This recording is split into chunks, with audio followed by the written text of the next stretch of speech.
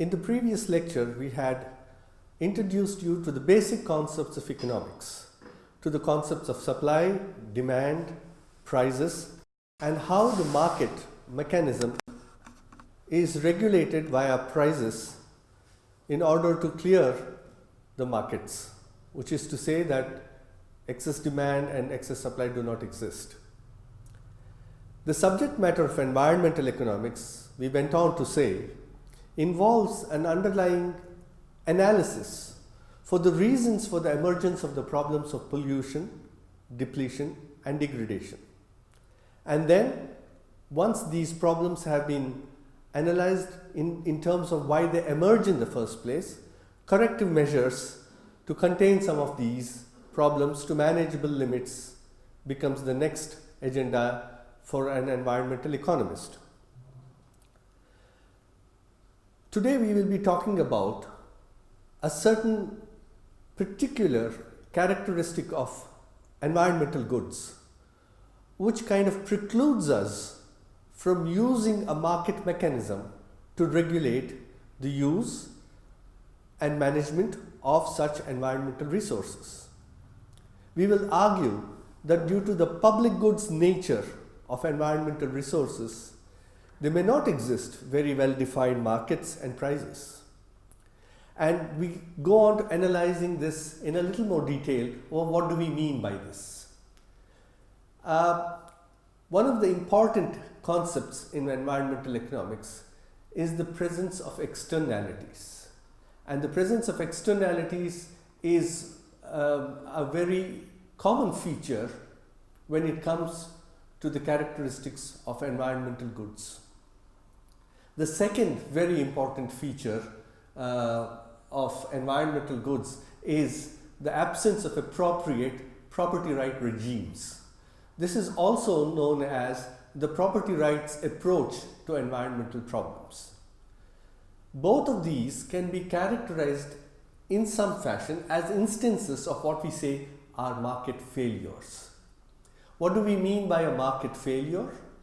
By a market failure, what we are saying is that if left to the self-interested actions of economic agents, the use, management, and sustainability of environmental resources will not happen in the way in which it would have happened in a market if a market existed for such goods. That is to say, the optimal supply of environmental goods will not take place. Why does this happens? It's because of the fact that environmental goods have a certain characteristic. And as we had said, the public goods characteristic is that a public good is one, if you recall from the previous lectures, in which you cannot exclude someone from the use of it. And this characteristic of environmental resources makes it very difficult for us to formulate markets and prices in which you can regulate the use and the management of such goods. One of the consequences of this kind of a market failure is that there are an undersupply of goods, public goods, and an oversupply of public bads if individuals are left free to act in their own self-interest. It's necessary to understand the anatomy of a market failure before we can analyze the corrective measures for such problems. Economists have basically talked about market failures in various ways. The first, of course, as you are already familiar with this word, is externalities. Externality exists when a person does not bear all the costs or receive all the benefits of his or her actions. This is the most general way of defining externalities. Externalities can occur in the realm of production, they can occur in the realm of consumption, they can occur in the realm of private goods also. For example, the market for motor cars is a private market. What do I mean by this word private? That's a very important concept that you should understand right away. When I say a private market or a private good, as I had perhaps mentioned in the last lecture, it means that the benefits of having this good accrue to the individual who has this good with him or owns this good, and accrue to him alone. In other words, he can exclude others from these benefits if he owns that good. Much of this will be discussed in great detail as we go along to the private or the rights approach to the problem, but implicit in the idea of a supply and demand and price mechanism and a market mechanism that acts efficiently is the idea that these goods and services which are exchanged on the markets are basically private goods. Private in the sense that the benefits of owning such a good accrue to the individual and the individual alone. So the market for motor cars is a private market, because if you go and buy a car, you own it, and you can exclude others from the use of this car. They can use it, of course, with your permission, but this benefit of owning the car accrues to you and you alone. But the car, when you drive the car on the roads, emits emissions, and these are also in some sense having certain consequences on the environment, but these are not taken into account when you drive your car as a cost. You, in other words, do not bear the costs of these emissions. These emissions are a byproduct of your driving the car, right? But then that is today called pollution, because these emissions have far exceeded the assimilative capacity of the environment to assimilate these and disperse this in a manner in which it does not harm the humans who are living on the planet. So today when we say pollution is caused by motor cars, we say this pollution is an instance of an externality that is being inflicted by us when we drive our cars.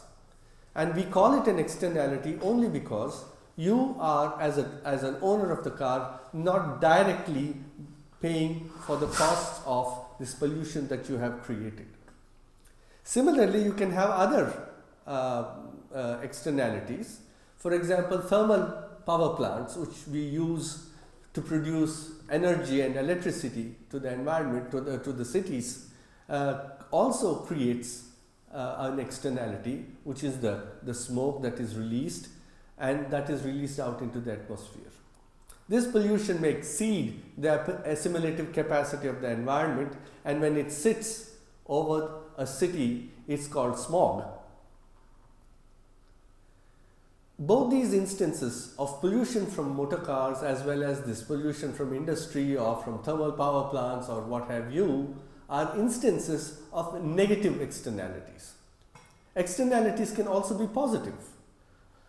If you consider a city which is famous for a monument or a building or some sense of architecture, this is an externality which is positive in nature and has tangible benefits to the citizens who live in that city. For example, you may find that Paris as a city is very famous for its Eiffel Tower. Similarly, you find the Statue of Liberty is the hallmark of New York City, and people flock to the city, and one of the important things that they visit when they visit the New York City is to visit the Statue of Liberty. Now, this is some sort of a positive externality because the benefits of this city becoming a world recognized place to be in and to visit is a positive externality that whose benefits are available to the citizens living in New York City, right? They are not directly paying for these benefits, but they accrue to them nevertheless. So it has the characteristics of a public good. So the construction of new buildings with unusual architectural features may be considered to be a positive externality, generate a positive externality. The Taj Mahal in Agra, the Qutub Minar or in Delhi, or the Char Minar in Hyderabad are all examples of buildings which attract tourists and tourism and give tangible benefits to the city's municipality in order that these funds could be used for the city. So these are all examples of positive externalities. There can also be intangible benefits and costs to us, and these usually come in the field of ecology and environment. The effects may be hidden for long periods of time and may manifest themselves several years or even sometimes centuries after a particular event has taken place. The idea of ecosystem externalities captures these impacts. I give you a small story about how trying to correct for externalities of a particular kind may generate other kinds of externalities as well. In a small town in the USA, there was a problem of many of its citizens being bitten by snakes, and they suffered from snake bites. It came to a point where the citizens and the municipality of the city decided that an intensive operation to exterminate the snakes should be launched, and this was carried out in that city with almost a 90% success rate. For some time, the city was free, the citizens were free and enjoyed walking on the streets and in the parks and in the forests of the city's nearby woods, unafraid of being bitten by snakes, because snakes were almost totally exterminated.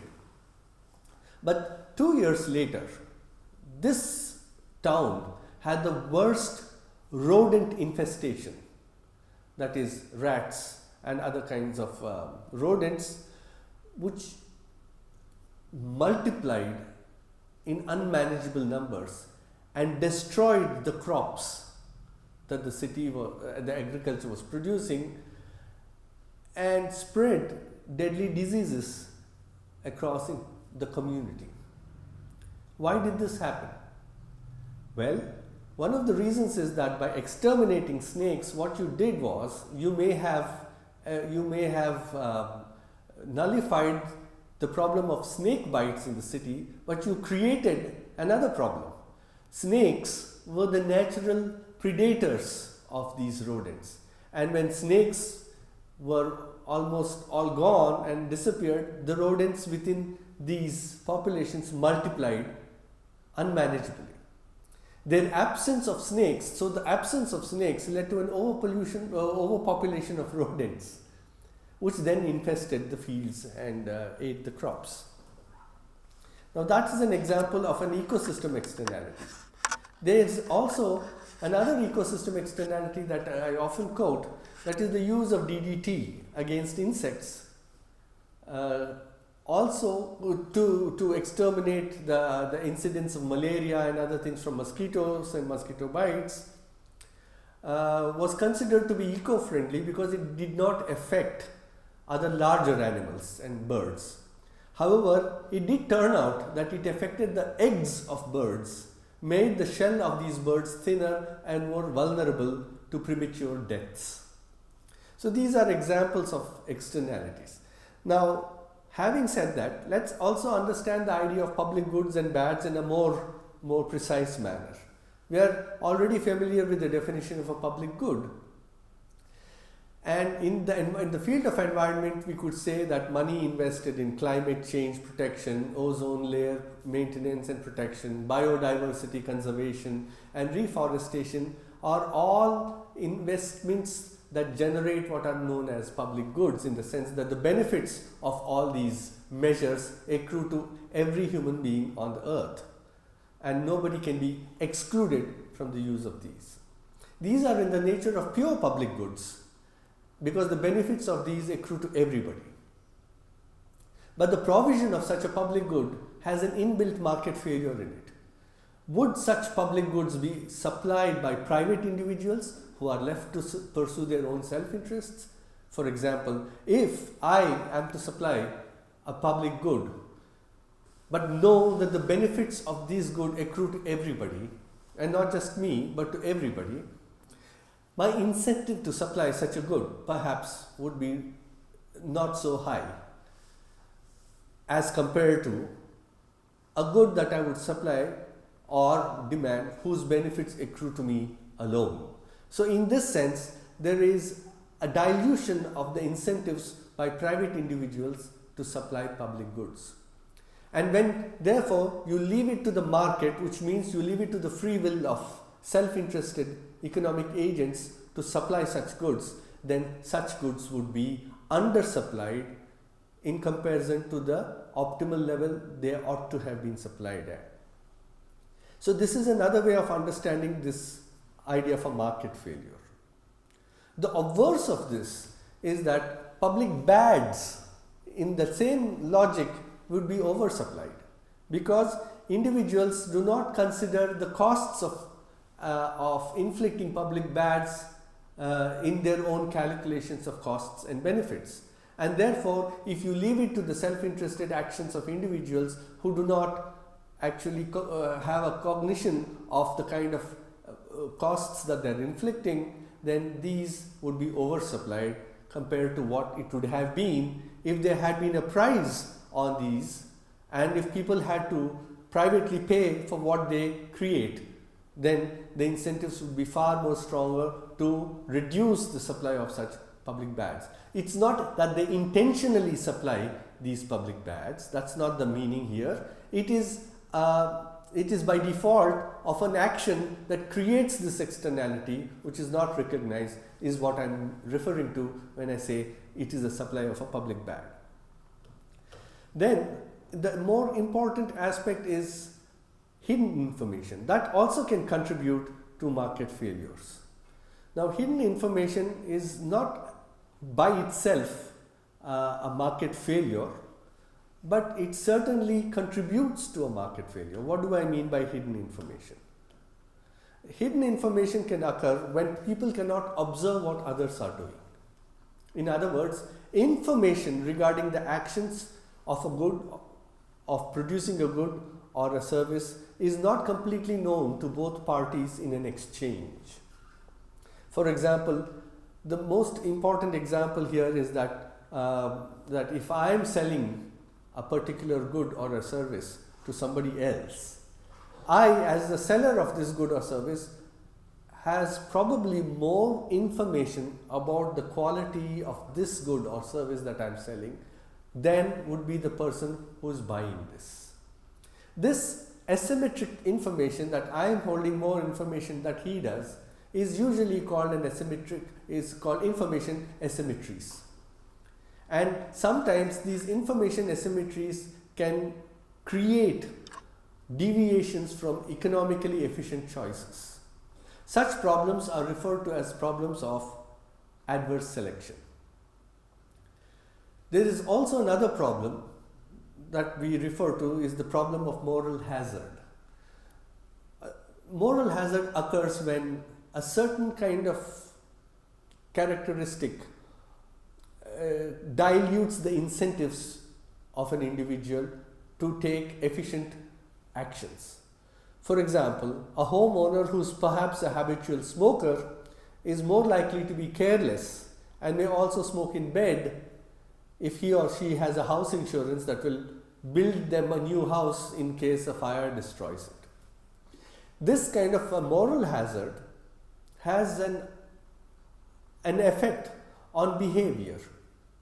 In fact, information asymmetry has adverse selection and moral hazard as two components that create economic consequences which contribute to market failures. For example, nations are more likely to engage in excessive risk taking when they anticipate that somebody is going to bail them out if they go into a risky, if their venture fails. In both cases, expectation of ex post, that is after the event insurance, encourages too much of risk taking ex ante, that is before the event. Now, these related to property rights regimes can create consequences that are disastrous. For example, international agreement by countries on the rights of fishing and whaling in international waters. Let's look at that example. We have here the number of whales that have been killed since 1985, ban, After the ban also, you notice that the number of whales killed is not coming down. Now, why is that happening? Now, one of the reasons is information asymmetries and the costs of monitoring the behavior of other individuals who are party to this agreement. And so when this information is not very well shared or is not very transparent in nature, then opportunistic behavior can create incentives for countries to overfish or violate these agreements. The problem of adverse selection, as I said before, is intimately tied with information asymmetries. Now, how is this applicable in the field of environmental economics? Well, one of the ideas here is that if a product is in competition with another product and they are both almost equal substitutes of each other, a rational consumer who would perceive both these products as being of the same quality would always purchase that which is cheaper than the one which is more expensive, unless the price signals to the consumer in a very tangible manner something other than what the other product is offering. The price as a signal of quality, if that price quality linkage is very strong, then consumers may indeed go and buy a better quality product at a higher price. But there are instances where this kind of strong linkages between prices and quality and durability may not be forthcoming. One of the important aspects here again is that the information regarding these qualities and durability of products may not be completely conveyed to a consumer. The classic example that is there, a famous example is that of used cars, second-hand cars, the market for used cars. Well, if the market for used cars, you can see that many owners who have decided that now they would like to sell their car because the benefits from this are less than what they would spend on it, and so they would perhaps want to go in for another car. When they try to sell this car in the market, there is an information asymmetry in the sense that the owner of this car knows exactly the quality of his car and the state and the condition in which it is, but the buyer of the car may not know this. When a buyer of the car is confronted with an array of used cars, it's going to be very difficult for him to be able to understand what is the quality of these cars one against the other. Now, a person who has taken a lot of care and maintenance of his car over the years and now decides to sell it would like to have a higher price for his used car rather than another person who may not have taken such a lot of care on his car, or his car was involved in some accident some years ago which has been rectified and covered, and would like to sell his car quickly at any price that he would like to get for it. Now, a consumer who looks at both these cars sees that for him the quality is not very clearly, and there is no incentive on the part of the second person to inform the consumer of the quality of his product, especially when he is in competition with a better car which may be better managed. Now, the poor consumer is now left in a situation where he perceives the quality as more or less the same of these cars and goes and buys the cheaper product. Now, if this happens on a larger scale, then there is no incentive for better quality cars, used cars, to be put on this market, and they will be selected out, and poor quality cars would be dominating the market. This is what is known as an adverse selection process. Now, how is that applicable to the field of environment? Of course, it is very much applicable in the field of environment in which we are talking about the selling of eco-friendly products of agriculture. For example, we are looking at vegetables, and we are looking at grain, and we are looking at other kinds of consumption goods which have been grown in a very eco-friendly manner without the use of artificial means, without the use of fertilizers and pesticides and other kinds of things, what we call today organically grown vegetables.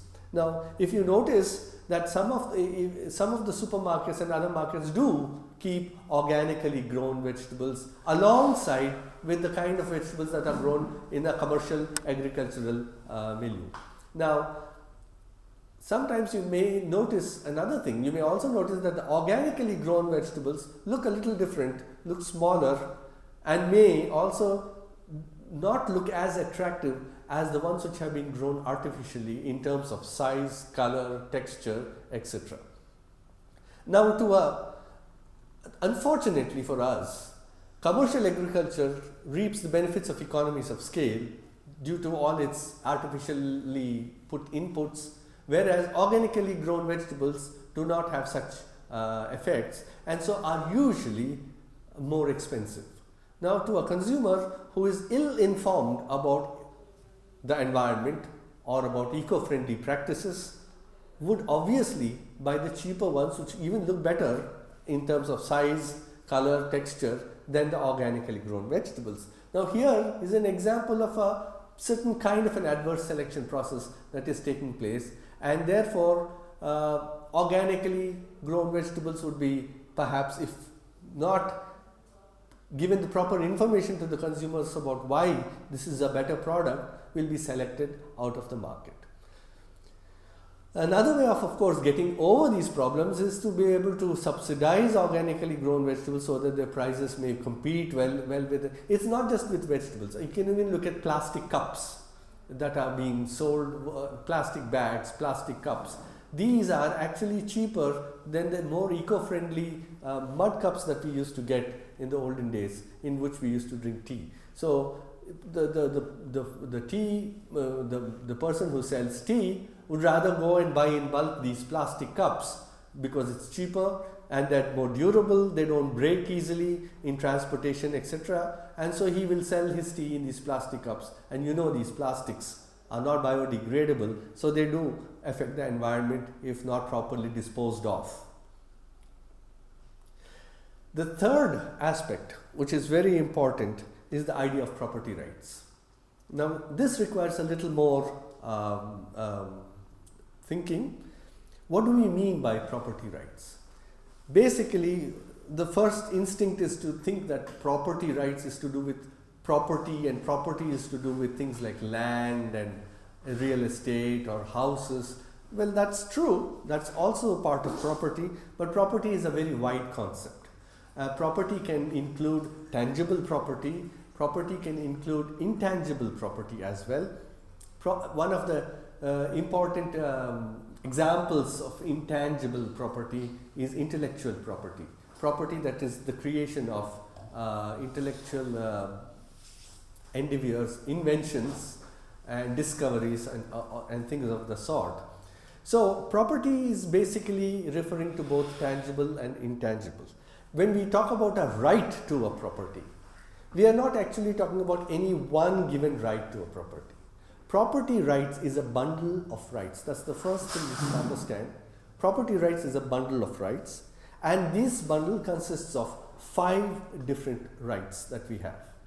The first right is the right to access. What do we mean by the right to access? Well, the access means a right to be able to access the benefits of a certain kind of a resource or a certain kind of a good or a service. For example, I can even talk about the right to access justice. Justice is also some sort of a resource or a service that is to be available to everybody in the country in which they are living equally. Everybody has the right to justice. But does everybody have an access to justice? This may not be always true that everybody has equal access to justice. Some people may not even know of a certain way of accessing this resource or this service called justice. Similarly, access means access to a certain kind of a resource or a certain kind of good. That's the first, the right. For example, education is a service which benefits you. The right to education is basically the right to access education. The right for you to be able to get to a school and to be educated. It's a fundamental right. Similarly, you can have the right to clean air. This can be also a sort of a property right. So I'm just giving you the idea of an access, the access to a right, to the right of enjoying certain benefits from a certain kind of a resource. I call it a resource in a most broad general fashion, and environmental resources also would fall under this category. That's the first right. The second right is the right to withdrawal. Now, when I say withdrawal, I mean withdrawing of benefits from gaining access to a resource. And these withdrawal rights can be many and can be truncated, they can be free, and they can be all kinds of smaller caveats in the idea of withdrawal. But basically what I mean is that when you are having an access to a resource, then you also have the right to withdraw from this resource a certain benefit that accrues to you. And this right of withdrawal becomes the second right for you. The third right is the right to manage, the right of managing a particular resource or a service. When I mean by managing is, what I mean by that is that if I invest time, money, energy in the upkeep of a good or a service, then I must also have the right to be able to reap the benefits of my investment in the management of this good or service.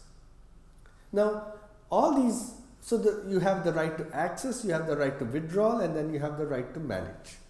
We'll understand this in a minute when I complete the 5 property rights. We have done 3 so far.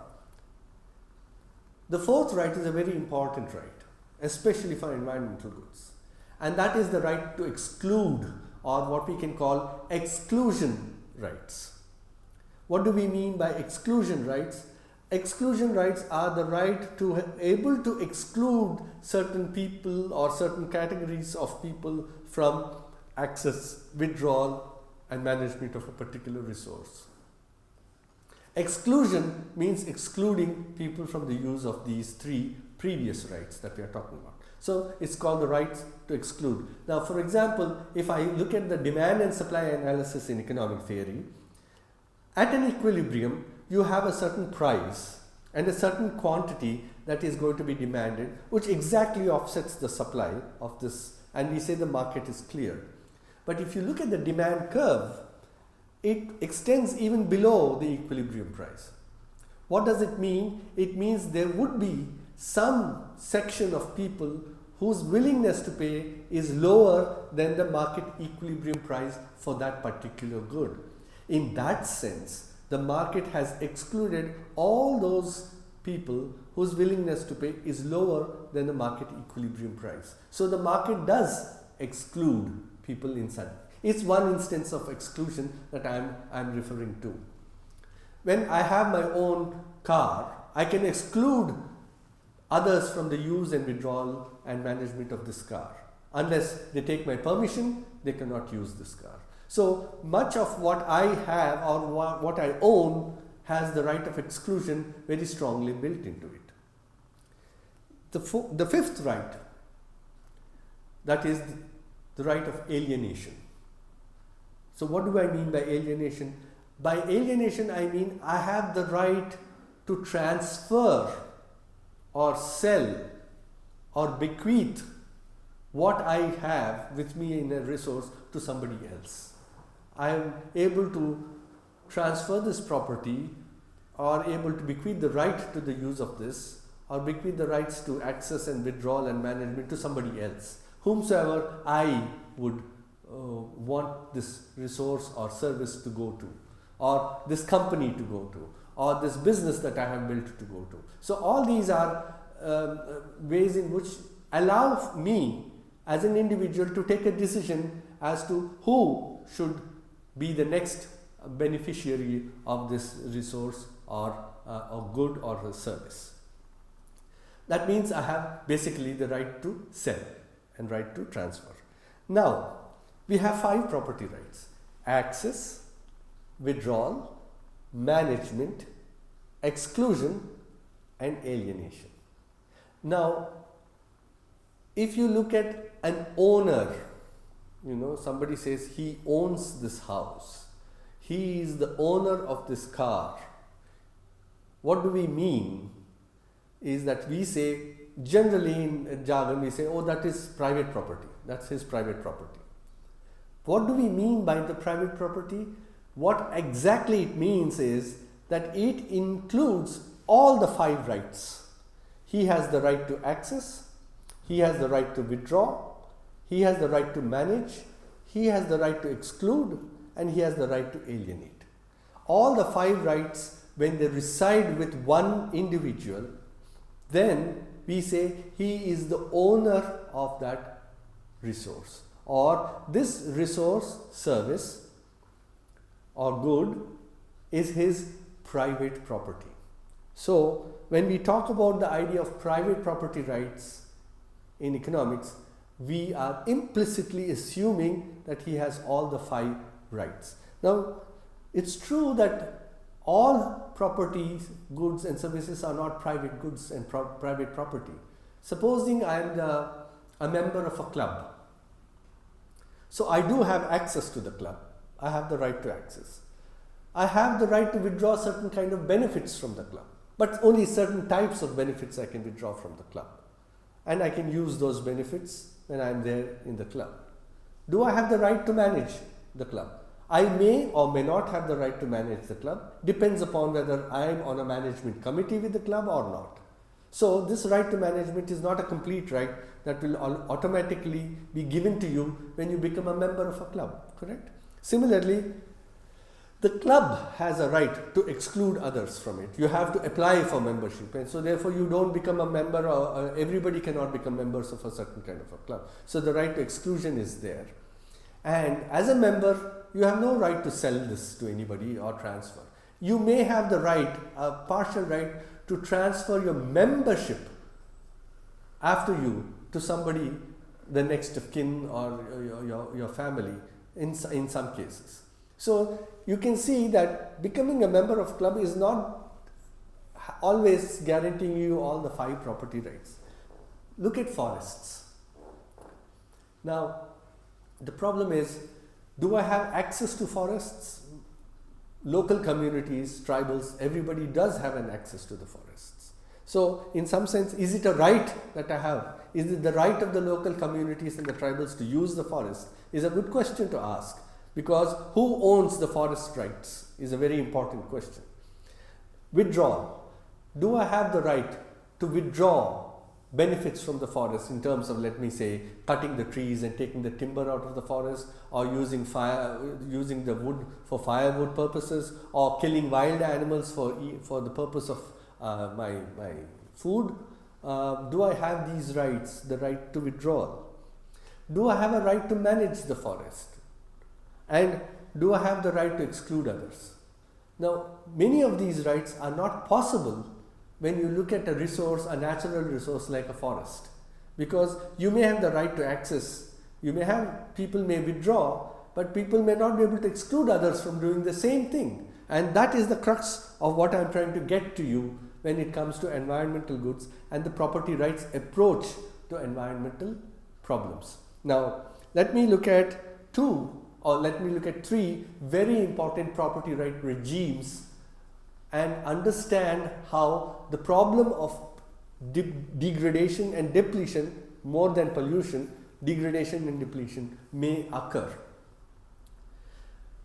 As I said before, private property right is the right to have all the 5 the bundle of all the 5 rights of access, withdrawal, exclusion, management and alienation. Now suppose I bestow some individual with this kind of a property right. Economics or economic theory tells us that if you are a rational agent and you are working in your best self-interest, and if the benefits of this resource or a good or a product that you own as an owner, having all the 5 property rights, accrue to you and you alone, then you are in the best position to manage this property in the best possible way. In other words, you could manage it in an efficiently sustainable manner, because it is in your own interest that you would like to manage this property. So if you own a car, I keep coming back to a car for some reason, and it's your car, and then you would, in normal conditions, take good care of it and see that it's well maintained, and use the benefits for as long as it's possible. And then the second aspect of efficiency is that if at any given point of time you feel that the benefits that accrue from this resource to you are no longer justifying the costs that you would be bearing in the management of this resource, then you also have the right to sell it. You may sell it to people who are willing to buy this car at a lower price. For them, that may have a more value for them then. So the car no longer has the same value to you as it has to the person who is willing to buy it off you. So the fifth right of alienation ensures that the product or the resource will always reside with he or she who values it most. These two aspects of private property are the reasons why private property is so much talked about and is justified. Privatization of resources, privatization of certain kinds of goods and services is argued to be the right way to go about efficient use and management of resources. However, this may be true in certain categories of goods and services, but it may not happen to all categories of goods and services. What I am trying to say is that private property rights may not be the solution to all kinds of problems, especially when the good or service has multiple stakeholders who derive benefits from it. For example, a small forest, let's say a small forest, there are large number of stakeholders who derive benefits from it. Let's say there's a timber merchant who takes wood from the forests for the purposes of making some wooden furniture, or for the purposes of selling this wood to a paper factory to make paper or plywood, etc. He is one stakeholder. There is another stakeholder who would like to see the forest exist for the sake of the fact that this forest can give a nice tourist attraction, and people can enjoy vacations living in these forests and enjoying the wildlife and the wild. That's another kind of a stakeholder that you may have. You may have stakeholders who are local communities and tribals who live in and around the forest, and for whom the forest is one means of livelihood. So there's another set of stakeholders, the third. You can also have stakeholders of a more diffuse nature, people who benefit from the fact that a forest exists, and therefore downstream water shed management is much more efficient, rather than when a forest doesn't exist and the topsoil gets eroded off due to heavy rains and floods occur. So the forest in some sense bestows a positive externality to downstream services as well. There are global stakeholders whose the benefits of this forest are even more diffused. A global, what we mean is that the conservation of a forest also means the conservation of biodiversity. The conservation of a forest also means that there is carbon sequestering, etc. So you can see the multitude of stakeholders who benefit from the existence of a forest as a resource. Now, if you want to talk about efficient use of the forest or the management, it is hardly possible for us to devise a private property rights. And even if you think of a private property rights, which of the stakeholders would be given this private property right? What would happen is, suppose the timber merchant is given the private property right. He has the right to exclude others, and he has the right to alienate this property. He will manage the forest for his own benefit and may exclude others from the use of it. So he may get a monopoly power over this forest, And if the stakeholders for the forests are very large in number, then I'm not very sure that societal welfare would be maximized, or this would be the most efficient distribution of the resource called forests, right? So here's an example where it's not always possible that private property right regimes will always lead to efficient choices. The other two kinds of property rights regimes that people talk about are common property regimes and open access regimes. Now, when I talk about common property regimes, what is the right to access, withdraw, management is granted, but there is a right to exclude other communities from the use of this forest. So, a forest or a natural resource or a tank or a lake or a part of the grazing meadows on which you graze your cattle, all these are instances where common property rights regimes are usually witnessed. Now, what are common property rights regimes? You have the right to access, withdrawal, management, but you may have the right to exclude others, maybe from other villages, from outside, to use this resource. It's your property, and they may need permission from a community-owned resource before they can use it. So exclusion rights are very strong in common property resources. And of course, the right to alienate automatically falls to the ground because it's a community-owned property, and therefore there is no one person can sell this property to somebody else. Although his right of this common ownership can be bequeathed to the next of his kin. So therefore, this is what is called a common property resource. Now, what are the consequences of having a common property regime? It was felt earlier, especially with the famous paper by Hardin, where he wrote the paper called The Tragedy of the Commons. And even people, philosophers like Aristotle and all, said that which is common to all has the least care bestowed upon it. In other words, what they were saying was that when property becomes a commonly owned good or service, the right to management, that is, the right to invest in the upkeep and uptake of this property by any one single individual who is a co-owner of this property, is that much diluted. So he doesn't really have the incentive to engage in the management and upkeep of this property. Why? Because he feels, again, is the same problem. He feels that the benefits of his investment accrue to everybody, and others would, what we call, free ride on his benefits. And when every one of them thinks the same, then nobody would like to really invest in the management of this property. So what Hardin said was, such property right regimes will be subject to overuse and overexploitation, and will degenerate and deplete. And if it's a resource that is depletable, then this resource will be depleted. And so it was called the tragedy of common property. But over the years, the idea of the commons has changed, and it's not necessary that common property will always deteriorate or degenerate into this kind of a system. Now, there's another concept called the open access. It's an open access is where the right to access, withdrawal is granted, but nobody can be excluded from the use of this property, unlike a common property regime.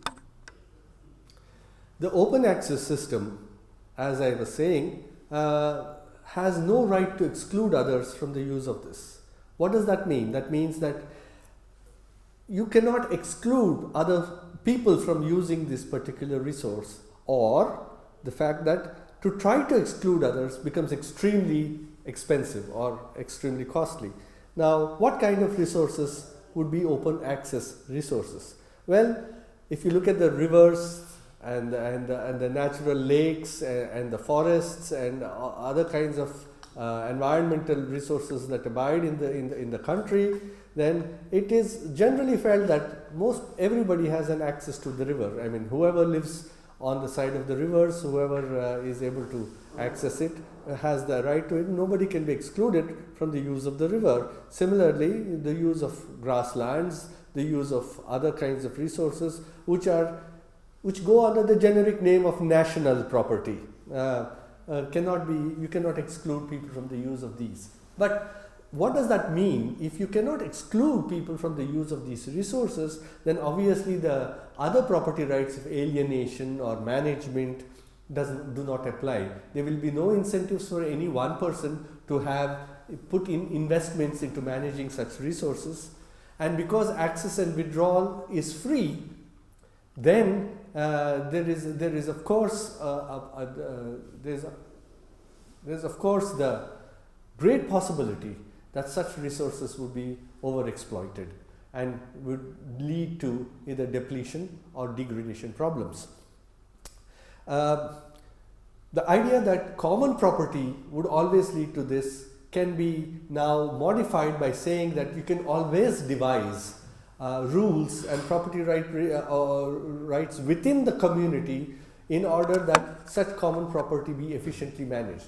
In fact, it's known that in the earlier days, the use of the forest or other kind of community properties were used with informal rules or norms or social norms that a village or a community developed in order that they make efficient use of these. And these local customs, traditions, social norms were kind of destroyed once formal legal property rules and laws came into effect, especially with the advent of the British rule.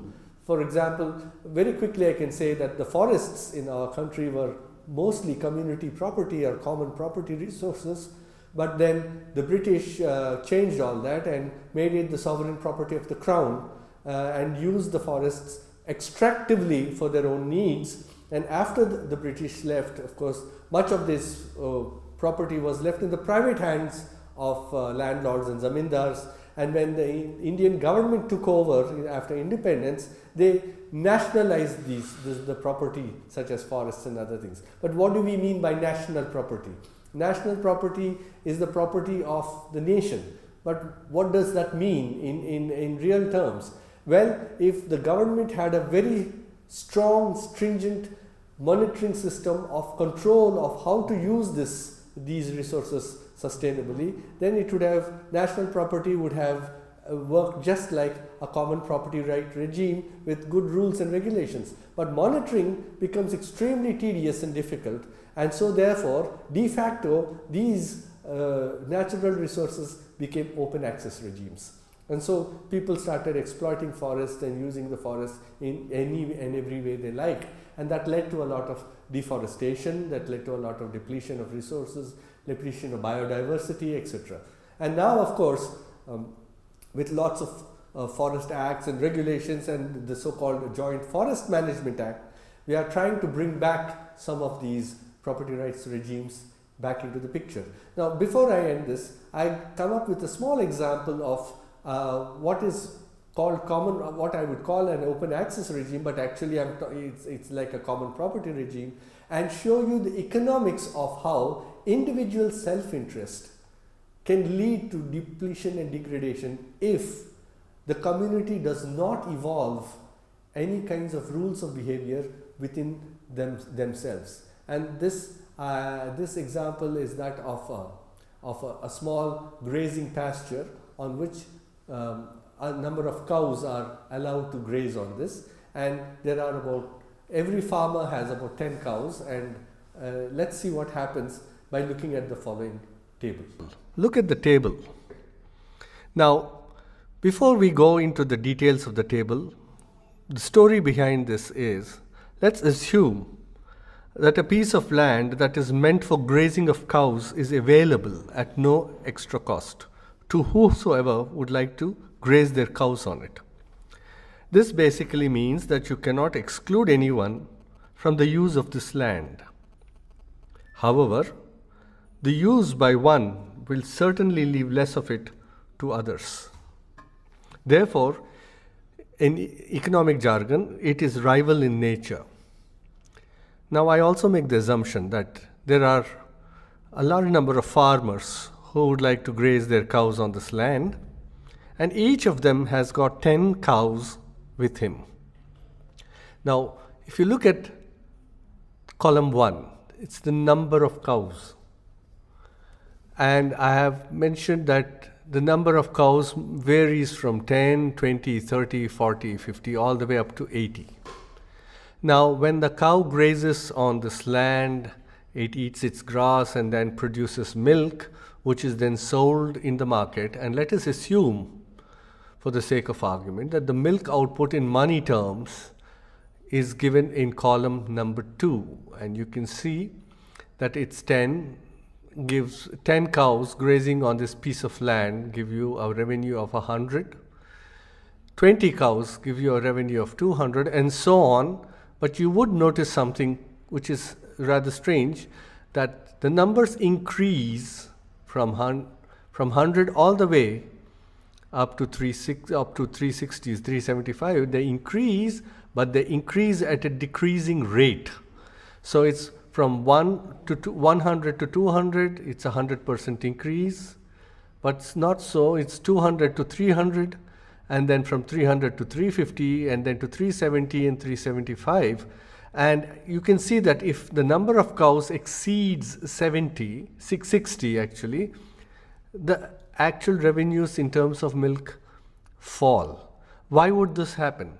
Well, this would happen because the land on which the cows are grazing is rival in nature, in the sense that the more number of cows which are let loose on this land to graze, the less amount of grass they can get for each of themselves. And therefore, we would expect that the output of milk would commensurately go down. And that's the reason why the output in terms of revenues rises, but at a decreasing rate, and may actually start falling if the number of cows exceeds a certain number.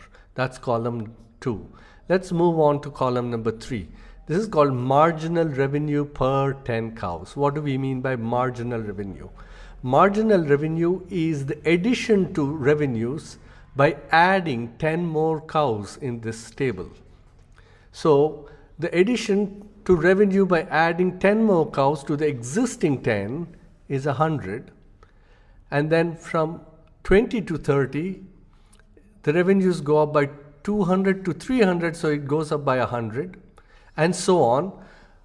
Adding more cows from 30 to 40 increases the revenues from 300 to 350. Therefore, the marginal revenue so defined per 10 cows is 50. I think you could understand the column number 3 now. And then you can see that these additions to the margin by adding 10 cows extra rises and then starts falling.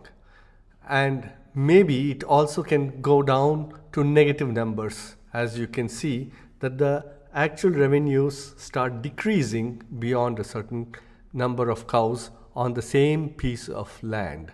We will skip column number 4 for a moment and move on to column number 5. To simplify matters, I am using the labor costs per 10 cows to be the same and constant for every 10 cows that are owned and are put to grazing. So that's 35 all down throughout for every 10 cows that are being added. So this is per 10 cows. An economist is always interested in the overall profits that are generated by this business of selling milk in the market, but before that they graze on the land in order to get the grass. And so we are looking at the profits in terms of the revenues generated, that is column number 2, and the total costs of production, which is column number 5.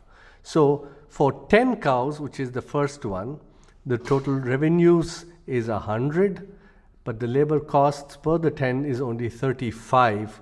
So the profits, which are revenues minus costs, comes down to 65.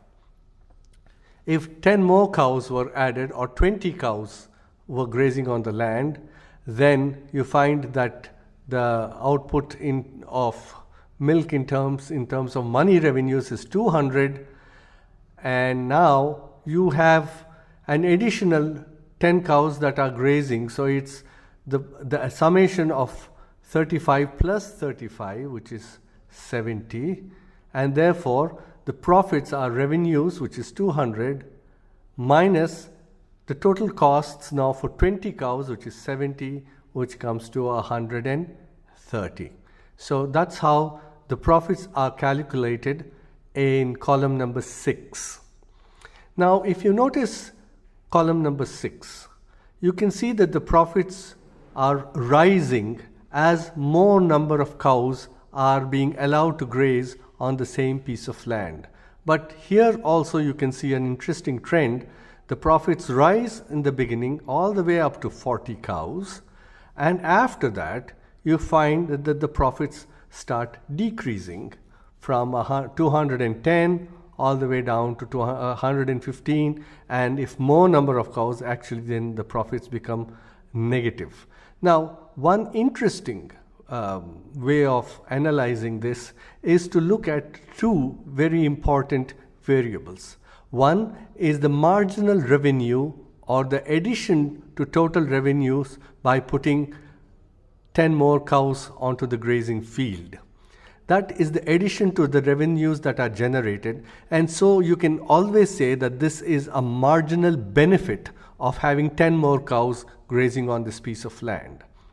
Whereas the marginal costs per 10 cows is a constant 35.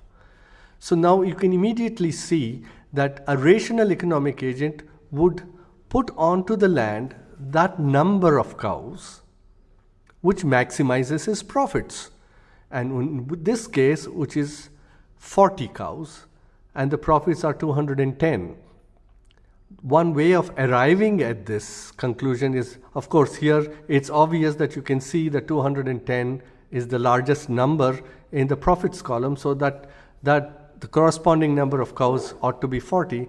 Another way of looking at this is, what is the marginal benefit that he's getting, that moving from 30 cows to 40 cows? That is, his marginal benefit is 50, but his marginal cost, that is 10 more cows that have to be put onto the land, is only 35. Therefore, the marginal benefit, 50, is greater than the marginal cost, 35. So therefore, it is worth his while to put 10 more cows from 30 to 40. Now, if you look at the figures from 40 to 50, the marginal benefit is only 20, but the marginal cost, which is a constant 35, is greater. Therefore, one can say that a rational economic agent will weigh the marginal benefits against the marginal costs, and in this case, since the marginal costs are greater than the marginal benefits, it does not make sense, rational sense, to put 10 more cows and move from 40 to 50 onto this piece of land.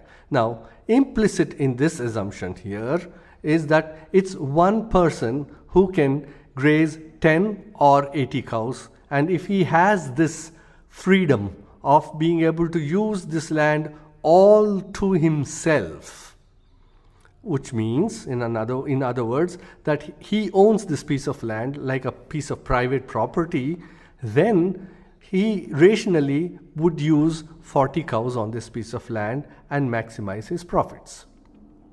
The scenario will change somewhat with the same calculations if you make a different assumption on the rights on this piece of land. In the beginning, I said we assume that this piece of land is free and available to anybody who would like to use it. We also made the assumption that other farmers who are in the vicinity of this piece of land all own 10 cows each. Now, that's not necessary, but makes calculations simpler for us, which means that if farmer number 1 puts on 10 cows, and then farmer number 2 puts on another 10 cows, the total number of cows would go up from 10 to 20, and if farmer number 3 puts his herd onto the land, it would go on to 30, 40, 50, 60, and so on. Now, remember, the crucial difference here is that each of them is putting 10 cows on this piece of land, which will affect the marginal revenues generated in exactly the same fashion, but the difference is that each of them now bears only a cost of 35 and not accumulated cost of 35 plus 35 plus 35 as was the case when one person owned the piece of land. So therefore, the average revenue per 10 cows becomes an important ingredient in this. And if you notice that the average revenue is 50 per 10 cows for each of those who put their 10 cows on this piece of land, they only pay 35 as labor costs per their 10 cows. So it is in their sense worth their while to put their 10 cows on the piece of land. But you would see that going from 70 to 80, if another person would like to join this with his 10 cows, then you would find that the average revenue per 10 cows comes down to 30, but he would have had to pay 35. So there would be in totality 7 farmers, each with 10 cows on this piece of land, which would be used for grazing. As contrasted to the fact that if one man had owned this piece of land, it would have been only 40 who would maximize profits. Now, if you notice that with 70 cows grazing on this land, the marginal revenue has actually fallen and becomes negative. The total revenues are actually falling. It becomes from 375 to 360. So it is a case of a suboptimal or an overuse of this piece of land if this property right on this land was that it cannot exclude anybody from the use of this land, but the use of the land subtracts its benefits when one uses it. In other words, what I'm saying is that if each farmer puts 10 cows on this piece of land, the externality that he generates of having his 10 cows graze on the land, leaving less for others, actually brings down the total revenues. But he does not look at the externality that his 10 cows inflict on the land, but only looks at his average revenue for himself and his average costs, which are 35, and so finds it worth his while to put his 10 cows, and 70 cows will end up grazing on this piece of land, and the marginal revenue per 10 cows will become a negative number, and this is a case of an overuse. And most probably this land is probably becomes fallow and then cannot be used in the next season because it's overgrazed. Now that is the basic illustration of the tragedy of the commons. But strictly speaking, it's not really a common property that we are talking about here.